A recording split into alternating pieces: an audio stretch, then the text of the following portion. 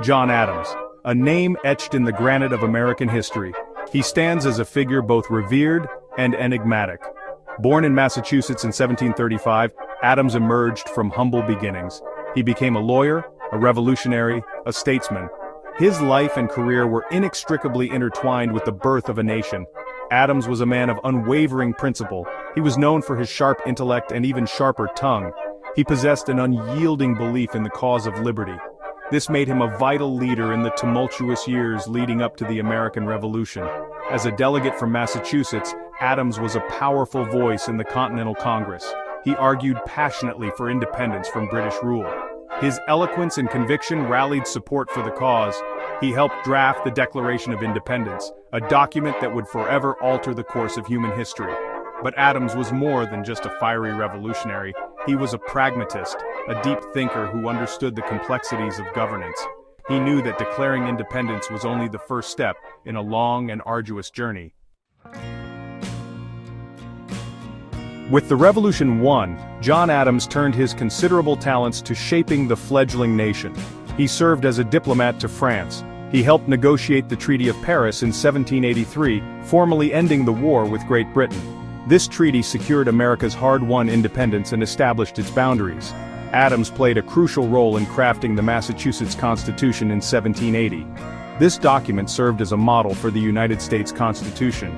It embodied Adams's belief in the separation of powers. It enshrined the principles of Republican government. These principles would shape the future of the United States.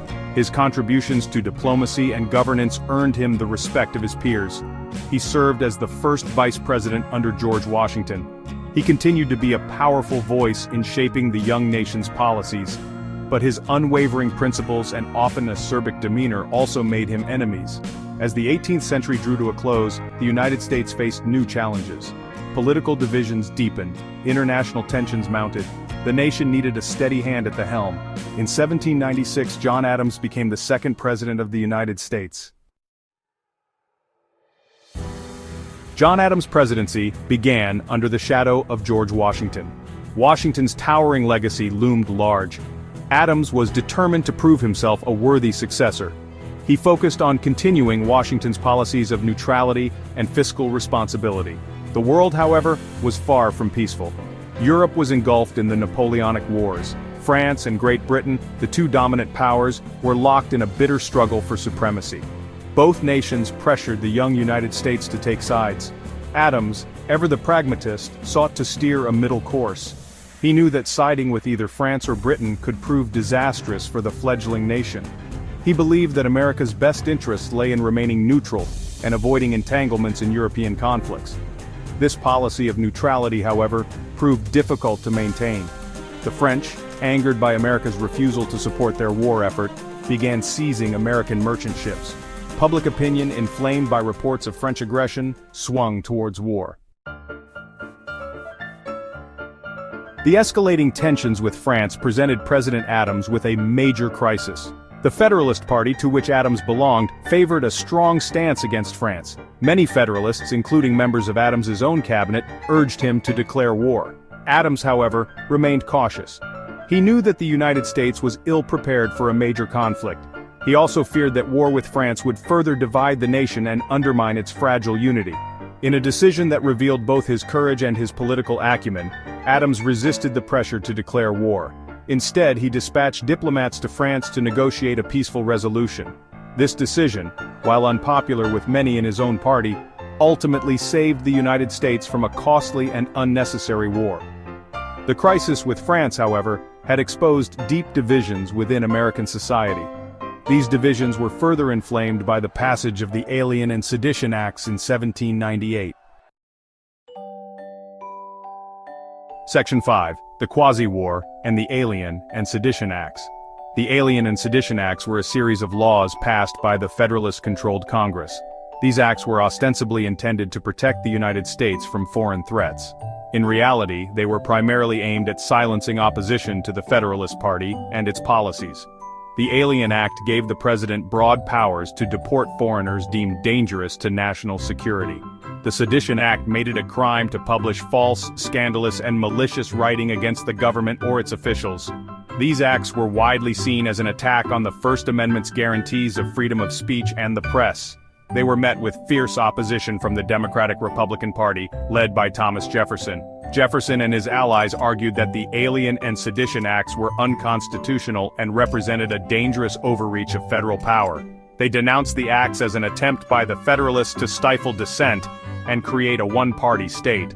The debate over the Alien and Sedition Acts further polarized American politics. It contributed to a growing sense of partisan rancor that would characterize the early years of the Republic. Section 6. A House Divided, Adams and Jefferson. The political battles of the late 1790s played out against the backdrop of a complex and often contentious relationship between John Adams and Thomas Jefferson. Adams and Jefferson were both founding fathers. They shared a deep commitment to the ideals of the American Revolution. However, they differed sharply in their political philosophies and visions for the future of the nation.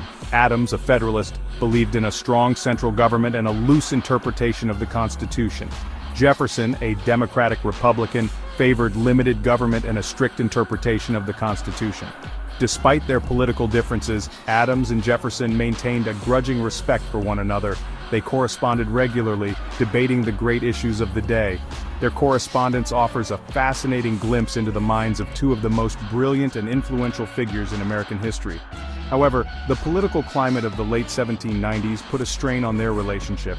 The bitter partisan battles over the Alien and Sedition Acts, in particular, drove a wedge between the two men. Section 7. The Election of 1800. A Bitter Farewell.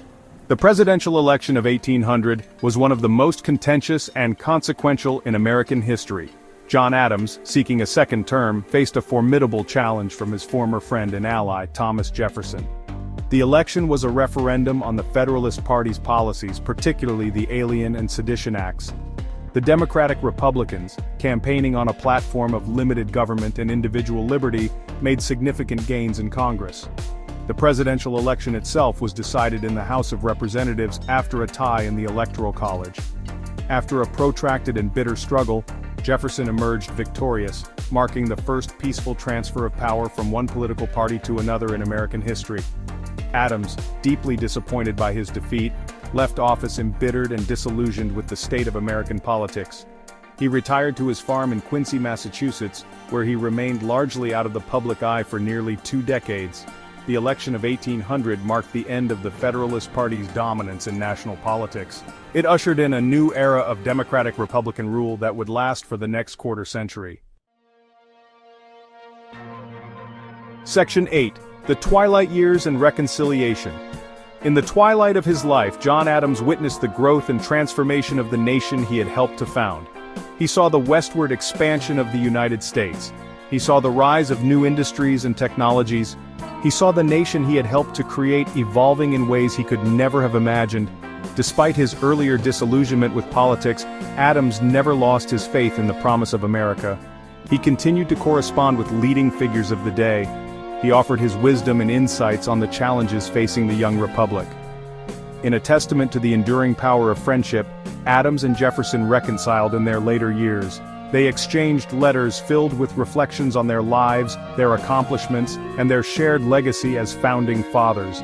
Their correspondence, which continued until their deaths within hours of each other on July 4, 1826, the 50th anniversary of the Declaration of Independence, stands as a testament to their enduring belief in the ideals of the American Revolution. Section 9. John Adams, A Legacy of Principle. John Adams may have been a one-term president, but his impact on American history was profound and lasting. He was a man of unwavering principle, a brilliant legal mind, and a tireless advocate for the cause of liberty. His contributions to the American Revolution were immeasurable.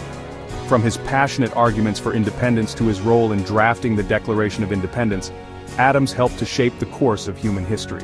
As president, he faced extraordinary challenges. He navigated the treacherous waters of international diplomacy. He steered the nation through a period of intense partisan strife. He did so with courage, conviction, and an unwavering commitment to the best interests of the United States. John Adams may not be remembered as one of America's most popular presidents, but he was undoubtedly one of its most consequential. He left behind a legacy of principle, integrity, and unwavering dedication to the ideals of the American experiment.